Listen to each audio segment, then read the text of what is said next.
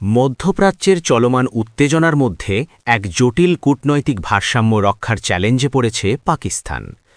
সম্প্রতি পাকিস্তানের প্রধানমন্ত্রী শাহবাজ শরীফ মার্কিন ভাইস প্রেসিডেন্ট জেডি ভ্যান্সের সঙ্গে সাক্ষাৎ করেছেন। একই সময় যুক্তরাষ্ট্র ও ইরানের মধ্যে উচ্চ পর্যায়ের সরাসরি আলোচনায় মধ্যস্থতাকারী হিসেবেও ভূমিকা রাখছে ইসলামাবাদ।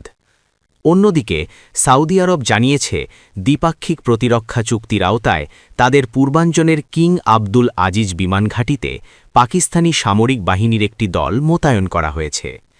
এই পরিস্থিতি পাকিস্তানের জন্য তৈরি করেছে এক সূক্ষ্ম কূটনৈতিক দ্বিধা।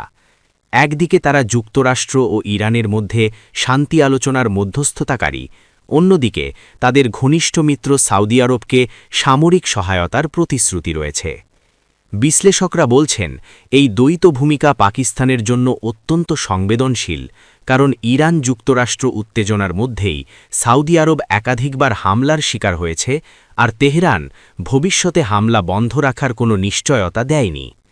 এদিকে পাকিস্তানের পক্ষ থেকে এখনও আনুষ্ঠানিক কোনো স্পষ্ট বক্তব্য না আসায় পরিস্থিতি আরও জটিল হয়ে উঠেছে। দেশটির সামরিক ও কূটনৈতিক দপ্তরগুলো এ বিষয়ে নীরব রয়েছে।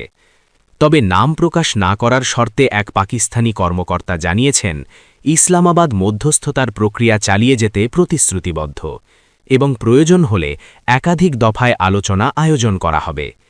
জানা গেছে, যুদ্ধবিরতির মেয়াদ শেষ হওয়ার আগেই কূটনৈতিক তৎপরতা জোরদার করতে শিগগিরই সৌদি আরব সফরে যেতে পারেন প্রধানমন্ত্রী শাহবাজ শরীফ।